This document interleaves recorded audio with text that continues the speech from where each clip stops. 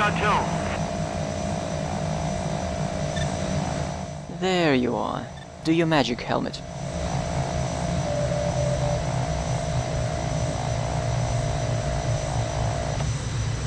Lock. Wait, how many of them are there? Gargoyle 2, Fox 2.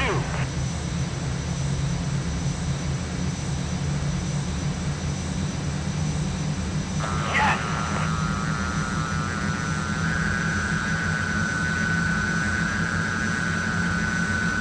Got him!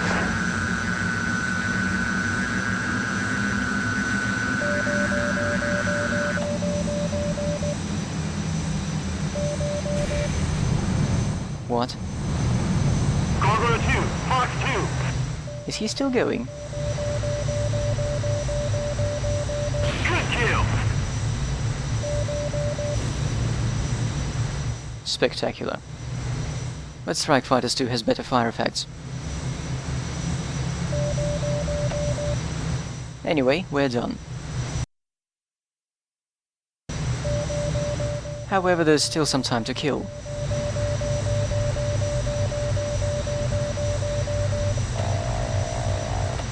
Going back to the HUD, I ran into a PDF of a post-grad thesis called Evaluation of Head-Up Display Formats for the FA-18 Hornet. Server, Unicorn 2 degraded engine. We're bugging out for now. Copy that, Unicorn 1. Get safe. The paper was written in 1989 and contained a lot of interesting information in its introductory part, such as the fact that between 1979 and 1989 a total of 14 Hornets in perfect working order were lost to controlled flights into service. That's slightly more than half of all Hornet losses over the same period. Starburst, how about a Victor home? Target is at bearing 165. Copy. Stop beeping. The investigations into these incidents have concluded that pilots lost spatial orientation while using the attitude indicators present on the heads-up display, such as the pitch ladder, the long horizontal bars showing us how steeply we're climbing or diving. I'll do a loop now. Watch the bars. They deform and bend more towards the horizon the further you are from it. And the solid line is replaced by the dotted one if you're in a dive.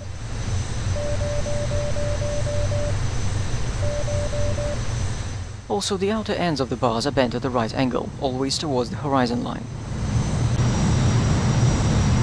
Now, the solid line and dotted line have been around for a while, and so with the bent outer ends.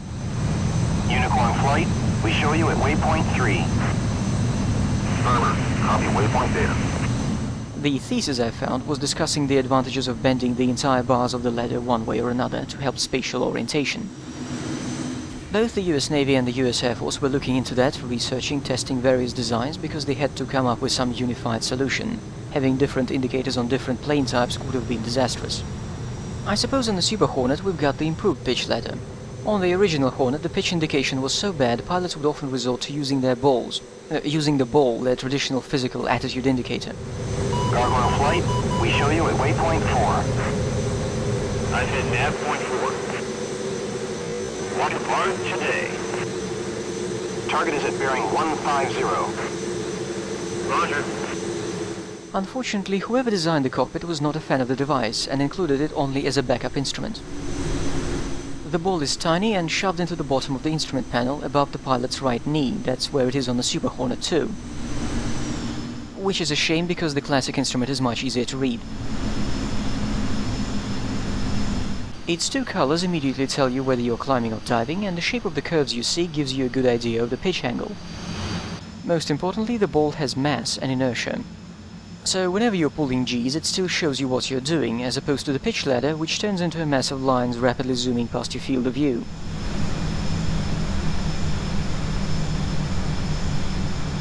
And I thought it was just me always having trouble with the pitch ladder in Sims, especially when it dances around the zenith. But no, apparently people die to the fucking thing.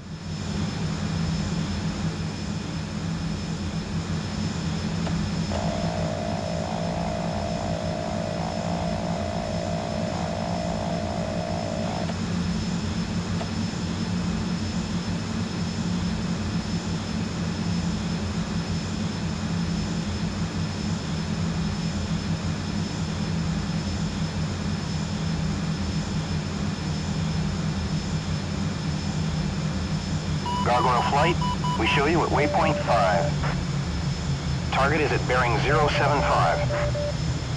Copy on the course adjustment, Starburst.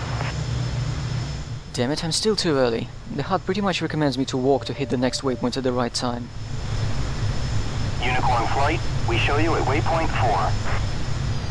Starburst, roger that. How do I get rid of speed on this thing? Gargoyle flight, we show you at waypoint 6. Target is at bearing 015. Copy. Gargoyle inbound. Take the lead. Roger that, Unicorn 1. Configuring for final. Tower, Gargoyle checking in. Gargoyle, we have you in sight. Continue inbound. Report 3 miles with the gear.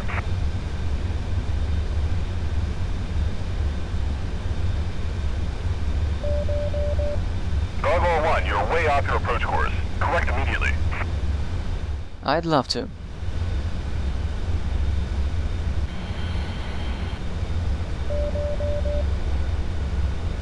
This is almost a decent approach. Unicorn flight, we show you at waypoint 5. Copy, Starburst. Tower, Gargoyle.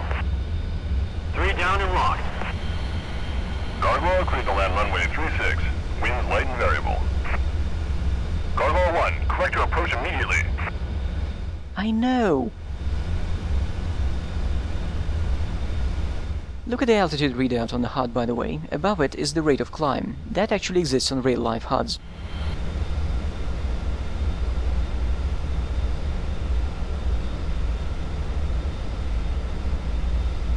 Oh, fuck this ILS. Am I supposed to drive to the runway?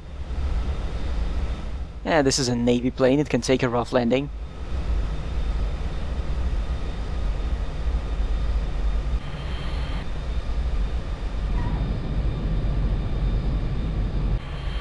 Well, that was a fun ride.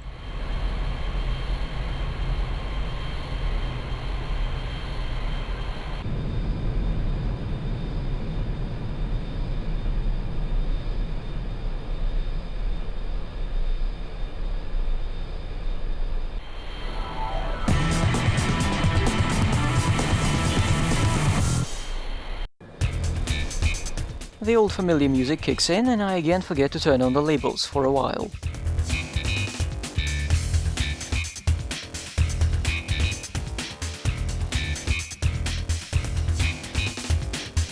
And now to almost hit 2 with my wing.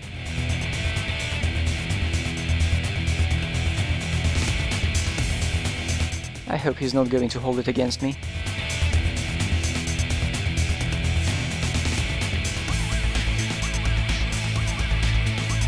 Anyway, today we were carrying the AIM-120C, which is an MRAM variant originally designed to be carried inside the weapons bay of the F-22. As the result, it has slightly clipped fins. There isn't much anyone can do about the overall shape of the MRAM for as long as the planes designed with sparrow-shaped niches in their bellies are in service. There aren't too many of such plane types in the NATO countries, but they're still the backbone of the interceptor in the fighter fleets. If you want to replace the Sparrow or the MRAM, you have to fill its shoes. Right, here comes the intense part of the flight.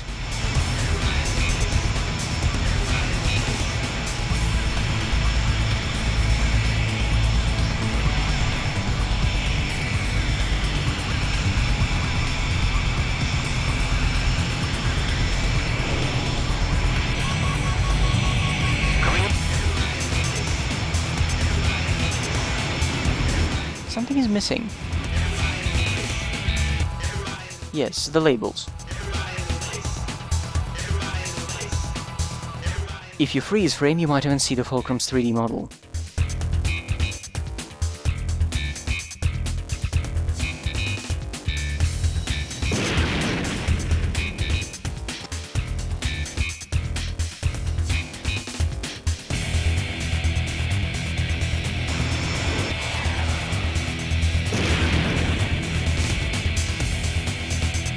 It's a good thing we shot them down early.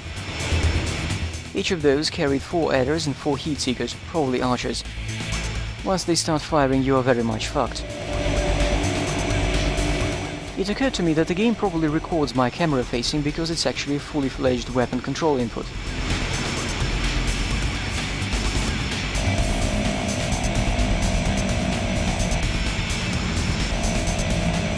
I've got zone.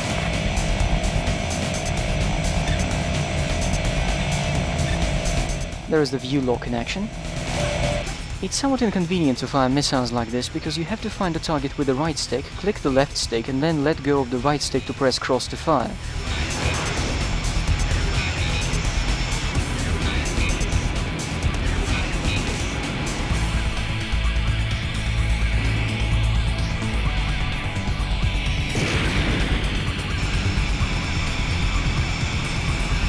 Let's see how many hits that guy takes. 1.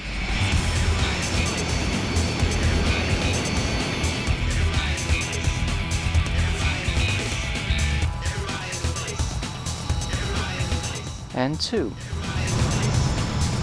Lucky bastard.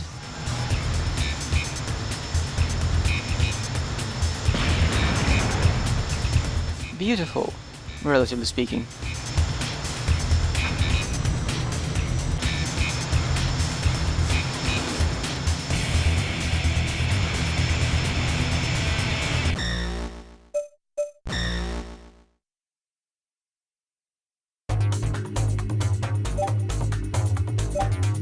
With 2 Super Hornet missions down, we get another clip, in a separate video.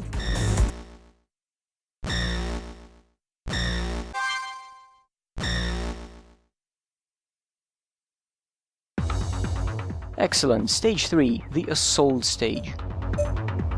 It's high time we reintroduce the A-10, and what way would be better than a close air support mission? Well, the better way would be not to fly the A-10 at all, because it's unbearably slow, and this game does not have time skip. But I'll get to that in more detail next time.